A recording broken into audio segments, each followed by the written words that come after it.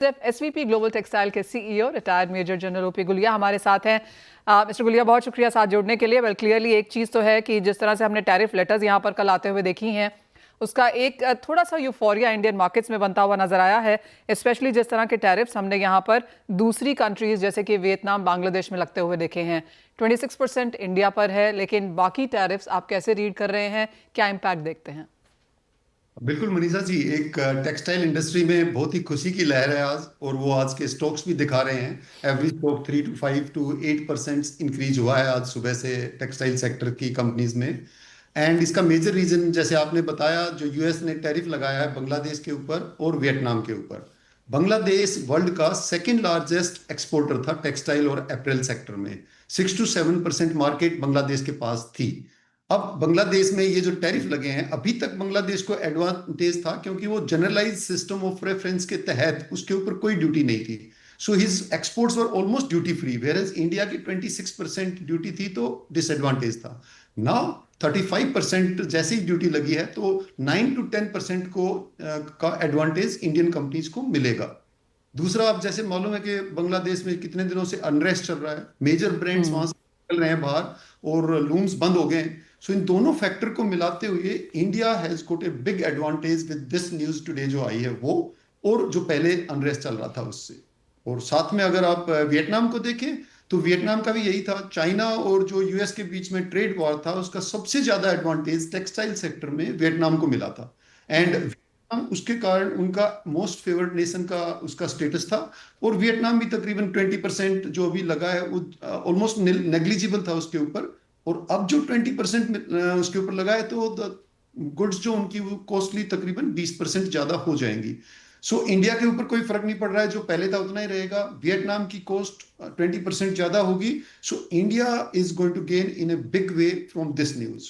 Now how we about it, that matters, कि हमने अब कैसे इसका एडवांटेज लेना है करके। एब्सोल्युटली। और मेरा अगला सवाल आपसे वही है कि कैसे इंडिया अब इसकी एडवांटेज ले सकता है। जैसे आपने कहा, 9 से 10% की एडवांटेज इंडिया को यहाँ पर आती है, चाहे वो बांग्लादेश की तरफ से हो या फिर वियतनाम की तरफ से। तो कितने तैयार हैं हम in sense of availability, garments, यान, और साथ ही साथ जिस तरह के एक्सपोर्ट नंबर्स हम देख रहे हैं? हाँ देखिए, इस न्यूज को और इससे बहुत पहले इंडियन टेक्सटाइल मिनिस्ट्री और इंडस्ट्री काफी दिनों से इसके लिए तैयार थे। बहुत दिनों से तैयारी चल रही थी। पीएलआई जो स्कीम इंडिया लेके आया था, उसमें एक्सपोर्ट यान और अप्रैल मार्केट टेक्निकल टेक्सटाइल मैन्युफैक्चरर्स को एक इनिशिएटिव दिया गया था। तो India is having a very strong textile base in the complete value chain, right from यान up to the home textile, up to apparel, and also in technical textile. We got a huge market today. We are around 4 to 5% market of world market is with us. 3 या 4% अगर market और अपने पास आ गई, तो we will be the second largest exporter in this. We are also looking at FDI inflow. Major brands जैसे Zara, IKEA, H&M and Inditex जो बांग्लादेश में थे, they are shifting bases now. Then they'll set up the manufacturing units in India. They'll start importing from us. So that will also give a boost to the FDI as well as the increase and improvement in the textile sector. And as you are aware, textile sector is the second largest employment giver in the India. सो जैसे ही ये market का अगर 2% 3% share भी India के पास आ गया, so we are going to get further enhancement और increase in the employment generation because of this news and all. So we are in a good space. And to get this advantage जो भी आपने बोला कि कैसे करना है India, how India has to move fast, मतलब that is what we have to look around it, कि व्हाट डू वी डू।